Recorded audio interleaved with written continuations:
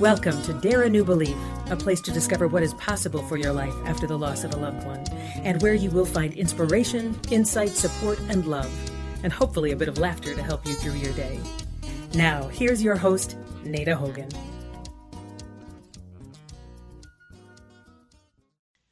Welcome to Dare a New Belief, where you will find light and life, love and joy, healing, faith, and hope. A place where you get to believe in what is possible for your life. I am your host, Nada Hogan, and today I have the great honor to be with Ruthie Elliott, aka Ruth Elliott Hilsdon. So, same person.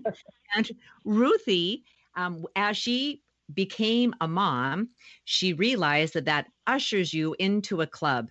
And it gives you depth of experience and fellowship that all moms share. And Ruthie calls it, I love this, the Brotherhood of Motherhood. And you are never the same, and you're better for it. While raising 7 children through a difficult marriage, Ruthie became an Emmy Award Winning animation artist. But through it all, her real dream was to influence children everywhere to become better people. In 2003, she began GoMommyGo.com to share tools for positive reinforcement.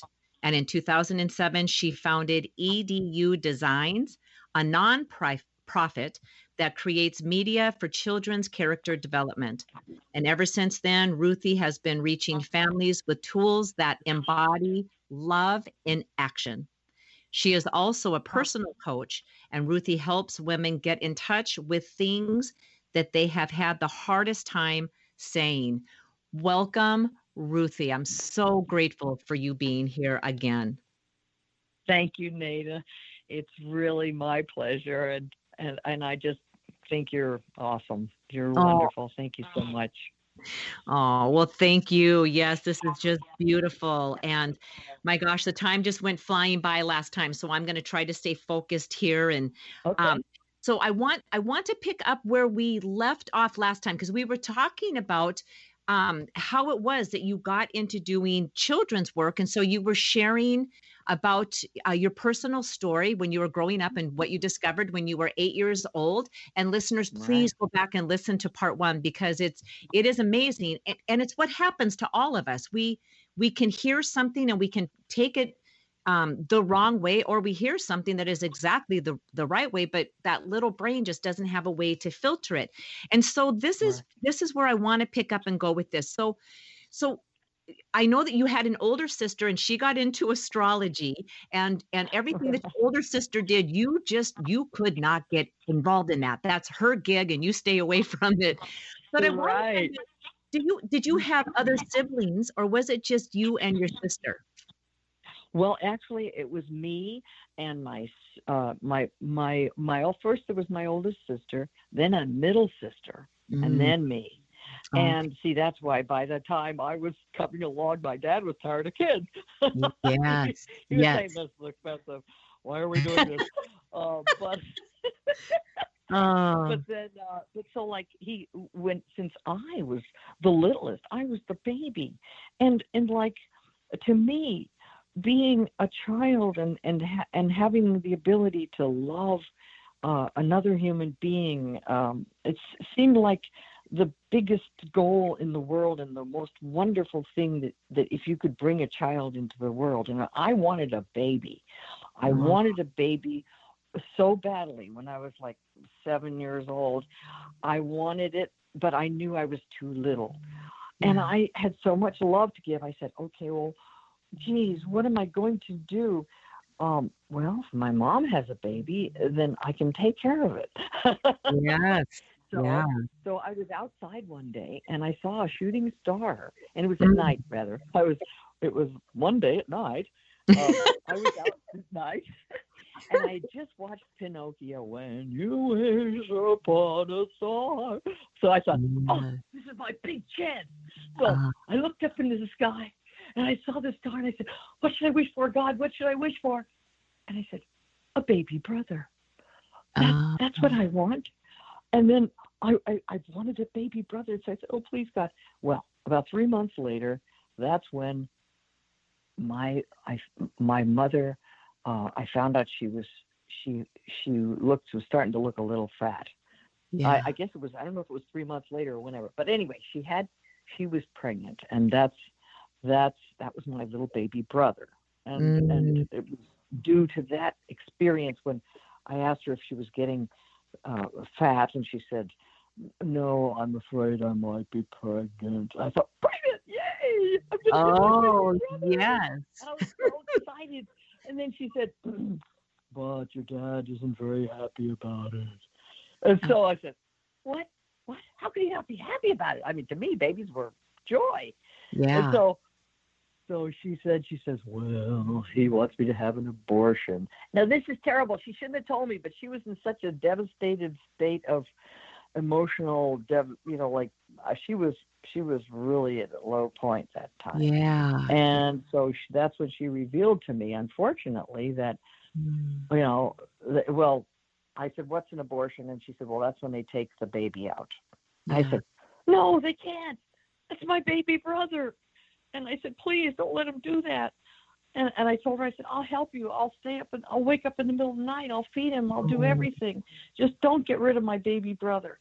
And she said, "Well, it's against the law, so I don't want to do it anyway. But your dad is upset." And that's when he said, when she told me he wanted me to be an abortion as well. And I thought, all of a sudden I felt, oh my gosh, my life is in danger, and I didn't know it. Yeah. So I was so upset that but I told I told her, "I'm sorry, somebody's trying to call me. Let me get rid of this." Oh. Okay. So, but at any rate, so that's, but my mother had the baby. Now, this is where God comes in so amazingly. It ends up that years and years and years later, my little brother was the one who was the closest to my dad of all the kids.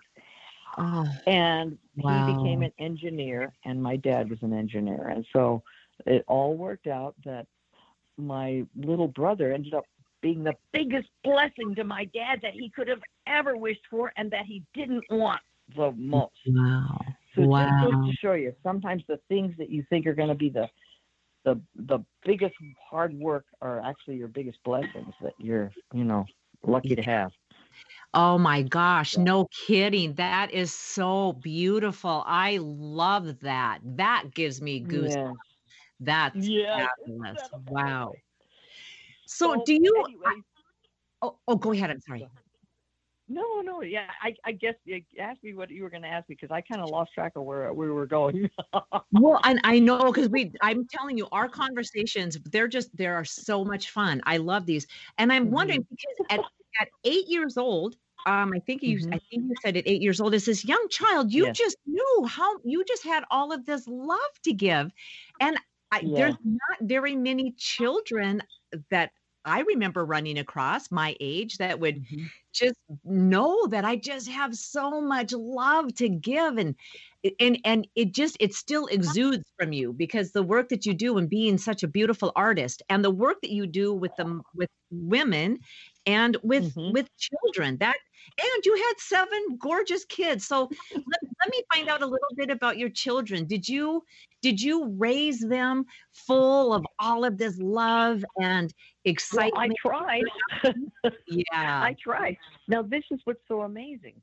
When I knew I wanted a lot of children, right? And at first, when in my marriage, when I had one child, I knew I wanted more than one, at least, because even though it was a lot of work, I just wanted the children to have the experience of having siblings. And so even though I was a little bit, my ambition to have 13 kids had sort of dwindled a little bit, but still, so I ended up with 7.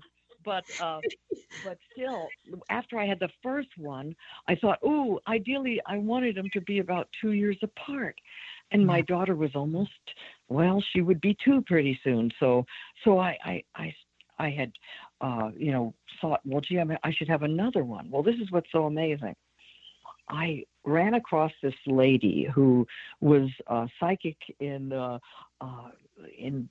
Santa Barbara, and she's actually a very famous psychic that helps the police solve crimes and all kinds of things. Well, Wow. she told me about this vision that a lady had had, who there was a church where the Blessed Virgin was appearing on the church, and they could a whole bunch of people could see this vision of Mary up above the temple of the steeple, but nobody could hear what she was saying. Well, she got on her knees and started praying and heard what the Blessed Mother was saying. And when this lady told me what she said, that what the lady had said was that she had these big tears coming out of her eyes, and she said that the Blessed Mother was really sad because there were all these great souls that wanted to come to Earth, but that people were aborting them. Oh, And wow. so I thought, of course, me having been one of the ones that almost didn't make it, Right. Yeah. one of Wow. the ones that almost got aborted, I thought, oh my God, there's all these dear souls that want to come in. And so that night I prayed and I said, God, if you have some unwanted babies that wanted to come in but didn't get a chance, please send them to me. And so Oh, I prayed and wow. prayed. And that night I had a dream that I went to the heavenly nursery, and this lady who actually had just passed on, and she had in real life had been in charge of the unwed mothers company or something. She said, I have some unwanted babies. Would you like to see them? And so first she brought me this little girl, and the girl was beautiful with little curls and reddish blondish hair, but she was crying.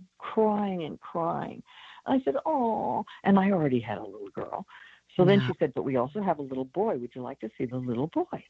And I said, yes, I'll see the little boy. She brought out this gorgeous little boy who was smiling from ear to ear and just so full of love. And I picked him up in my arms and I held him. And I said, oh, I got to have this baby. What's his name? And she said, Jonathan. Well, it turned out that in the dream, I ran out with the baby in my arms to my husband at the time, who was outside, and I said, there's this little baby we got to have. Then I woke up. Well, it turns out that I got pregnant, but it was 4 months later, and there were like all these every month I didn't get pregnant. I was so sad. But the 4th month I got pregnant. Yes. Wow. And I had the baby, but and so it ended up, it was a boy. That was way back when we didn't have sonograms, and it turns out that he we named him Jonathan. What else are we gonna name him? So, but anyway, but every time before I'd get pregnant, I would have a dream that would tell me something about this child that was one of the spirits that was coming down to Earth. And it's so weird, but anyway, that's another story. That's so cool. Right now, wow. Yeah. So right now, I mean, my goodness, I feel so blessed that all the kids are still, they're still managing to survive and thrive. Really, they're doing okay. I mean, sometimes they have troubles, but don't we all, right? Yes, absolutely. Yes. And it's the troubles that lead us to, if I didn't have this, I wouldn't end up with this thing that led me because of my trouble. So it always works out in our behalf. Always. Yes. Yes. Does. Oh, man. Wow. So the group that you have that you're working with, Ruthie, that where you have the EDU Designs, the nonprofit, that how did that come about? Well, after I retired from animation, I mean, the whole time I was working